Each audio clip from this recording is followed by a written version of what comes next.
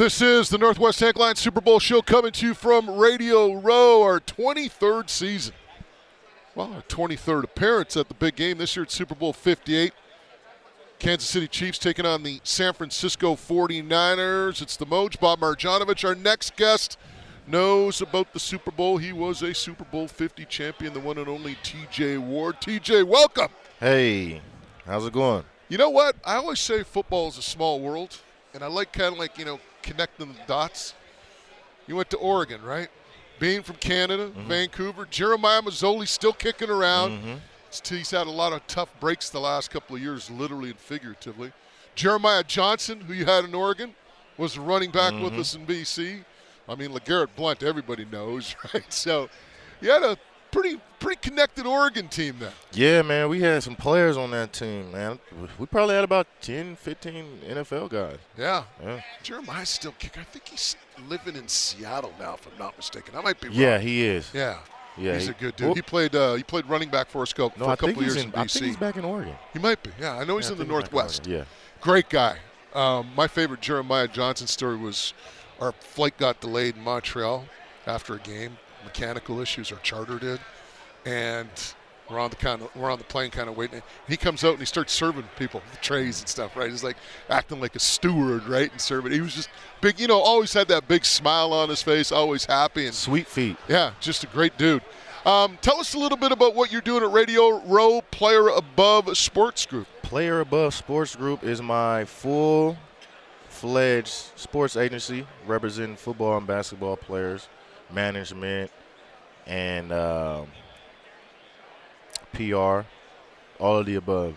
And we have Kevin Givens right now for the Niners, so excited to see him play in his first Super Bowl, and hopefully he brings home a ring like the one I got. But, yeah, been doing that for the last 3 years after I retired, and it's been a grind, but it's definitely enjoyable. Why'd you get into it? I just wanted to help people or players that's been in my position, that's coming along like me and trying to navigate through this this tough career. It's a fun career, but it's tough, and to maximize their potential, get everything you can out of this business while you're in it. I think the big thing is while you're in it, you got to network. Exactly. Right? And do some of this stuff early, man. Yeah. And I think that this generation of players, they have that ability, and it's being promoted more to start now. Where I feel like when I was in the league, it was like play ball and wait. Type situation. Well, I think even in our business, in the media business, for us, that networking a lot of times is with sponsors, right? Yeah. And if you're an on-air talent, a host, whatever, network with those sponsors, get to know those sponsors, because guess what? When your on-air time's done, you can have something to fall back on. Now maybe you start doing some promotional things. And the other thing, too, is you always kind of keep your name out there by networking and getting those gigs even while you are playing. Yeah, absolutely. Even for me retiring and this 3 years off the field has been full of that. It's definitely keeping my presence in this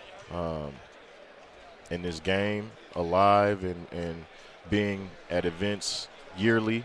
So you do stay familiar in people's faces, and your name does stay familiar. And whatever you do have going on, that you can promote it. It's interesting because reading your bio here. Things you know what it's like to work. You were a walk-on at Oregon, right? Yes, sir. And then from being a walk-on, you go to being a two-time Pro Bowler and a Super Bowl champion. You got to be doing some things right that way. Yeah, working really, really hard. Working really, really hard. And it's funny because transitioning, I was talking to Brandon Marshall about this, is you have to refocus and realign what made you successful over here. And it's a different way to transition and apply it to life over here, but once you find that out and figure that out, then it becomes a lot better. Hey, you know what? There's a lot of things. I've always said this. I probably learned more from the game of football than I ever did in any classroom. Oh, right? Definitely. It's about preparation. It's about attention to detail. It's about doing the little things. You know what it's like? You start doing the little things wrong, they're going to add up to big things going wrong, right? For sure. So there's so many things, teamwork, discipline. I mean, you can go on and on and on. And you're right, because a lot of that you have to transfer over into the real world. I was talking to Nate Burleson the other day about doing, the color for the Super Bowl and being on game day. I said, for me, doing the play-by-play of the CFL team in BC, I go, for me, that's my game day now. Having played and coached at the college level, I go, I treat that like game day. I've got to prepare the entire week for that day. And Nate said the exact same thing, but it's all those lessons that we learned in the game of football. Yeah, and it's also, like you said, those steps of preparation is having a routine daily and weekly. Even I golf now, so each shot you have to do the same preparation before that shot. If you don't, the most likely it's not going to be a best shot. And missing one little thing from that swing will throw your shit off. So you know what? You sound like you're a better golfer than me already. You know what? I did just get second closest to the pin over in the PXG tent. Oh, nice. Yeah, so, little KP action. Yeah, there you go. Virtual. Hey, for someone who's been in this game and won this game with the Denver Broncos in Super Bowl 50, what memories does this week bring back?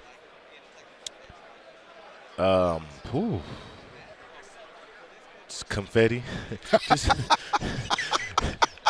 You know what? More of the result than the actual week of experience of, practice and all that other stuff. That kind of gets lost in the memories, honestly. Like, the family day was very special for the team. Pictures, everybody's family members came out and, had that. So that was a special moment.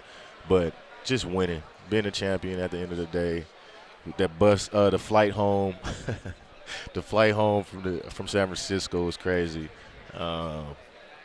Just happiness. Just happiness. The one thing, speaking with TJ Ward, Super Bowl 50 champion with the Denver Broncos, the one thing that you hear players talk about, you're so in the moment with what's going on from day to day that you don't look at that big picture.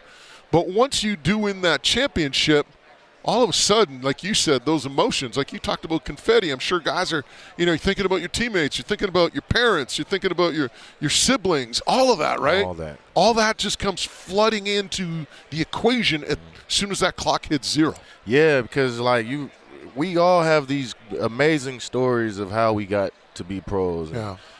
And that when you first start playing, the biggest game of your sports life is the Super Bowl. You watch it every year. You play football. You have a goal and a dream of playing in that game and winning it. And then you have this path of your career, ups and downs, downs and ups. And then you're successful at that one thing that you were trying to get your whole life, and you just get fulfilled and remembering everything that went into that. Breaking my knee my senior year in high school, walking on. Yeah.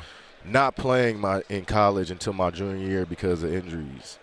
Getting hurt my senior year, missed half the season, almost didn't think I was going to get drafted. So there's a lot of things that go into everybody. My best friend getting killed at 18. That shit just hits you all at once. Yeah. And then that's why you see a lot of guys just letting those emotions out. TJ Ward is our guest for a couple more minutes. TJ, you follow the game closely still, obviously dealing with players. So let me throw this to you. Come Sunday, what are some of the questions you want to see answered in terms of that game? What are some of the things you're wondering about how they're going to play out come Sunday? It's not the questions that I want answered. This is one of the questions I want stop being asked. Is Brock Purdy a system or is he the real deal? And I think that question is irrelevant because he's a Super Bowl quarterback right now. Yeah. You wouldn't ask Peyton Manning that even, Peyton is Peyton. Did he have his best season when we won a Super Bowl? No. But he's Super Bowl winning quarterback, regardless. Tom Brady didn't have his best game in every Super Bowl, but they still were champions. No one questions him. You take a team 2 years in a row, 1 year, NFC Championship, next year Super Bowl. Yeah. If he was drafted in the second round, no one would be asking these questions. You got it. At all. They'd be talking about how good he is. Yeah. But you look in New York, you got Zach Wilson with every opportunity, and they're just trying to make him something. And I feel there's a couple situations like that in the NFL just because these guys are drafted high, they're given more credit than they deserve.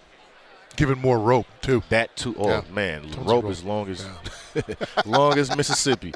Hey, TJ, thanks for stopping by, man. We appreciate it. Again, your group, Player Above Sports Group. You can follow TJ on social at BossWard43. Enjoy yourself at Radio Row, my friend. Appreciate it.